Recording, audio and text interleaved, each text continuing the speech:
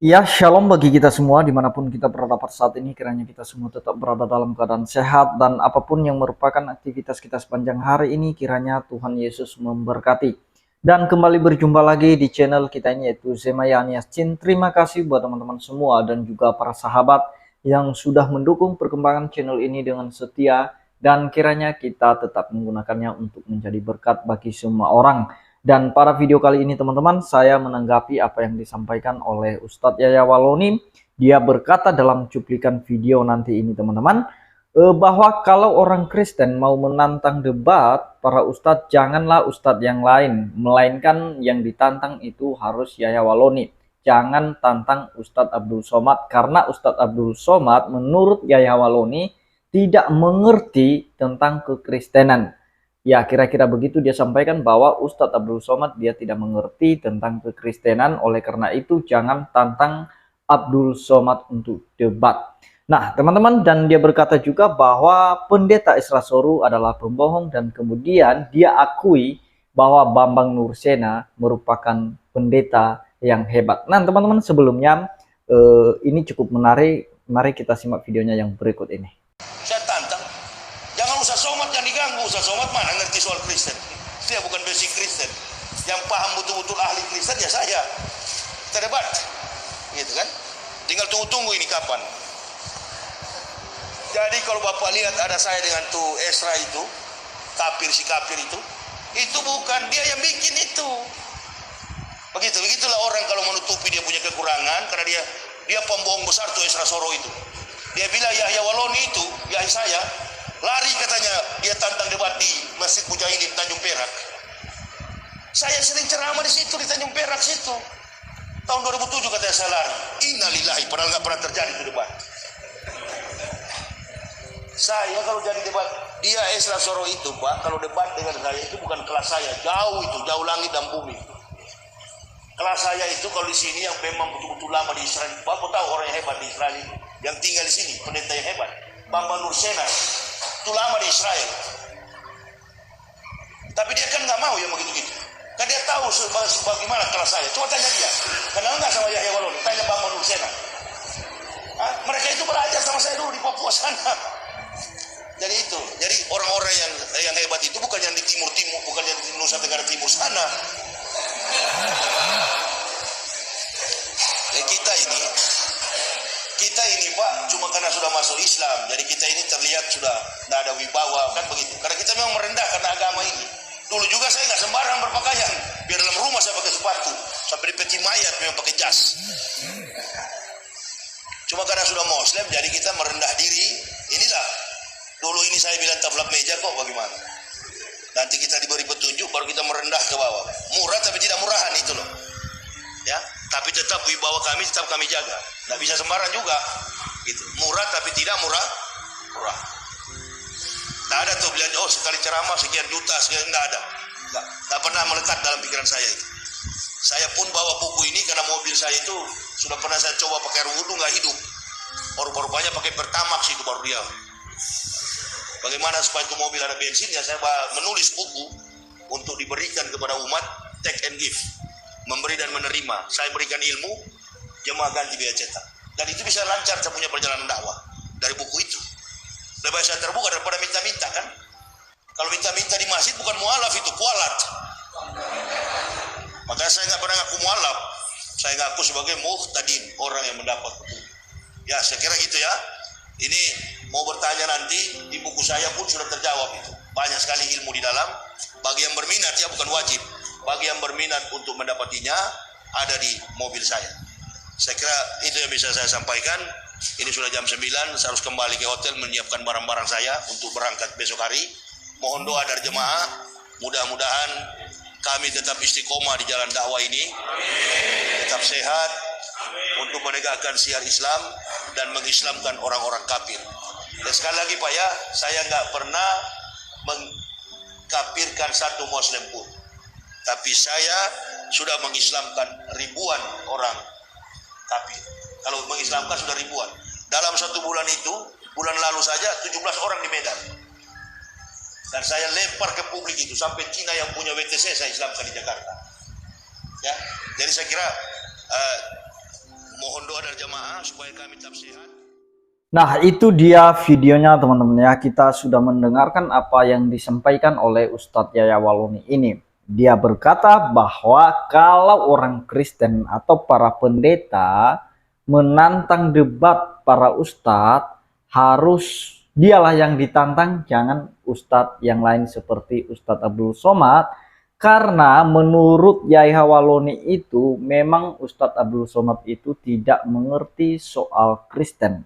Itu poin yang pertama. Dan dalam hal ini saya setuju dengan Ustadz Yaya Waloni bahwa UAS atau Pak Ustadz Abdul Somad ini memang sama sekali tidak mengerti soal kekristenan. Itu sudah jelas karena saya pernah membahas tentang cuplikan Ustadz Abdul Somad di mana dia membahas tentang ayat-ayat Alkitab dan dia mencoba mengklaim tentang nubuatan nabinya dari Alkitab, dan itu sudah kita luruskan kemarin karena memang Ustadz Abdul Somad dia tidak mengerti tentang Alkitab, sehingga ketika dia mengutip ayat Alkitab dan kemudian dia tafsirkan, apalagi pakai ilmu cocomologi, dan itu sangat tidak nyambung dengan fakta.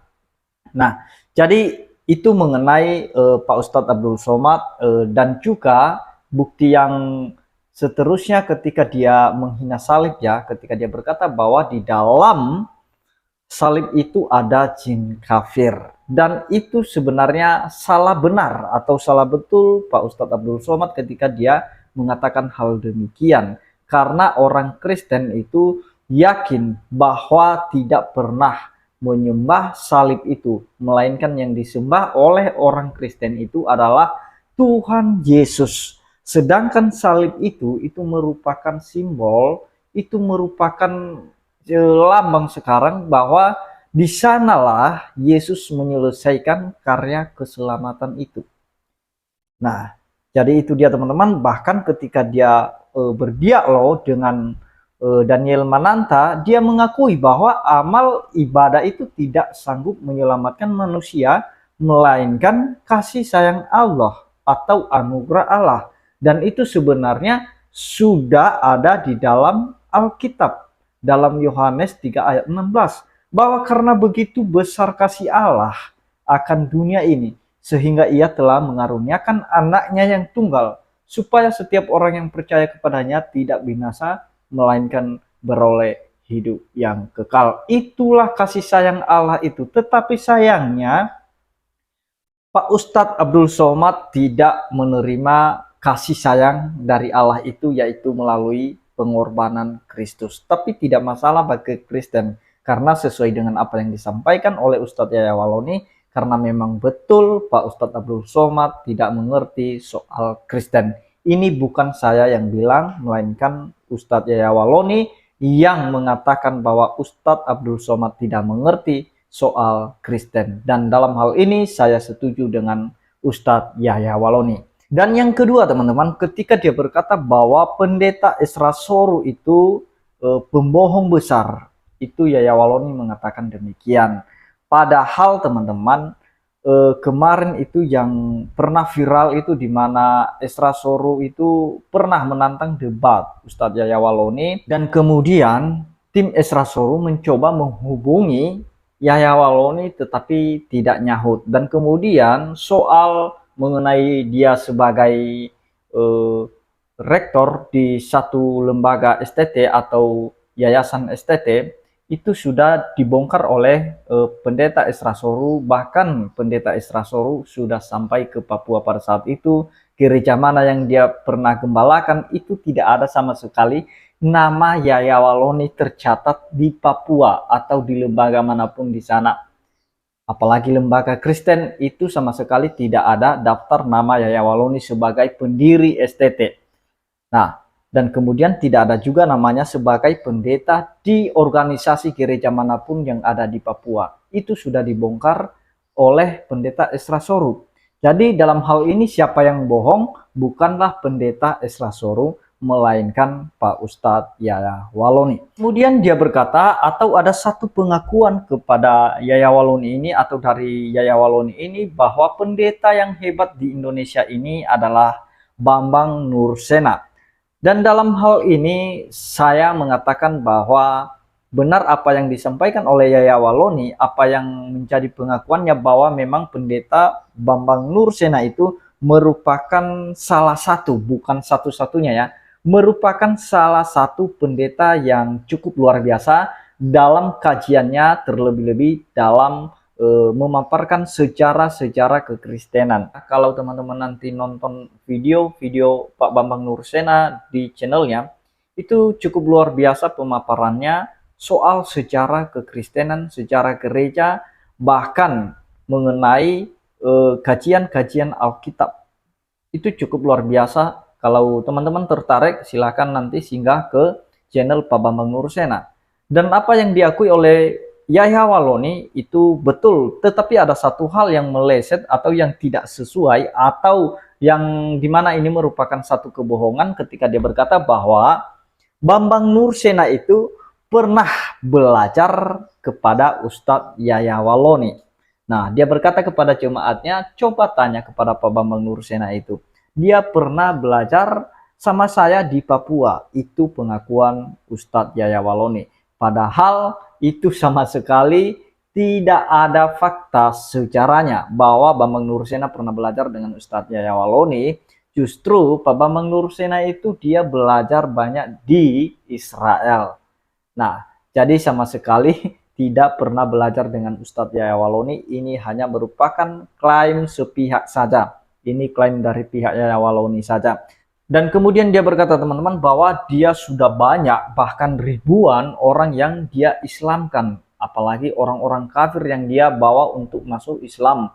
Bahkan ada di Medan sekitar berapa belas orang itu ya, belasan orang.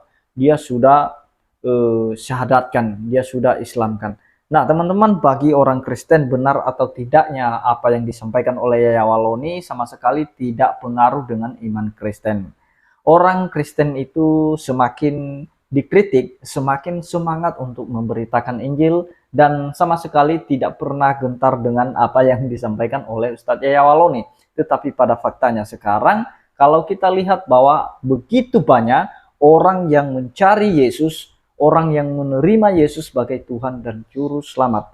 Jangankan di Indonesia, di luar negeri pun itu sudah luar biasa orang-orang yang berbondong-bondong mencari Tuhan Yesus. Nah, itu cukup luar biasa. Dan kemudian teman-teman, kalau misalnya ada seorang pendeta menantang debat Yaya Waloni ini, saran saya tidak perlu. Kenapa? Karena kalaupun kita berdebat dengan orang-orang yang keras kepala, yang bebal, yang tidak mengerti Alkitab sama sekali, bahkan tidak pernah jadi pendeta, tidak pernah menjadi seorang pendiri yayasan STT, itu sebenarnya hanya kebohongan belaka, dan itu ketika diselidiki ternyata sama sekali tidak ada. Dan bagaimana kita bisa berdebat dengan dia? Sama sekali dia tidak mengetahui kebenaran Alkitab. Bahkan kemarin dia mengatakan bahwa Alkitab palsu dan lain sebagainya, dan kemudian dia diproses secara hukum karena diduga melakukan penistaan agama teman-temannya. Tapi kita tahu bahwa hukumannya itu ringan sekali, hitungan bulan dari penjara itu sudah keluar ya. Berbeda dengan Pak MKC yang dimana itu diduga sudah melakukan penistaan terhadap agama Islam, tapi lihat bagaimana proses hukumnya. Itu hukuman MKC vonis pertama itu 10 tahun, dan kemudian ketika naik banding ya tinggal 6 tahun atau berapa tahun itu. Yang jelas bahwa lebih berat hukumannya daripada Yaya Waloni. Kalau bobot penistaannya sebenarnya sama-sama melakukan penistaan, tetapi kita tidak tahu di mana letak keadilannya ya. Dan itulah sebabnya teman-teman saya menyampaikan bahwa kita tidak perlu meladeni mereka dalam hal perdebatan, karena bagaimanapun itu mereka tidak bakal terima. Kenapa? Karena mereka baru percaya apa yang kita sampaikan ketika Roh Kudus itu membuka hati mereka. Karena firman yang ditaburkan itu, yang kita taburkan itu baru bisa masuk ke hati mereka ketika Roh Kudus membuka hati mereka. Selagi Roh Kudus tidak membuka hati mereka, setajam apapun suaramu, sebesar apapun suaramu, mereka tidak bakal terima dan mereka bakal tidak percaya. Sekalipun kita setengah mati untuk menjelaskannya. tetapi itu semuanya sia-sia. Jadi demikian yang saya sampaikan teman-teman, kiranya Tuhan Yesus memberkati kita semua. Shalom.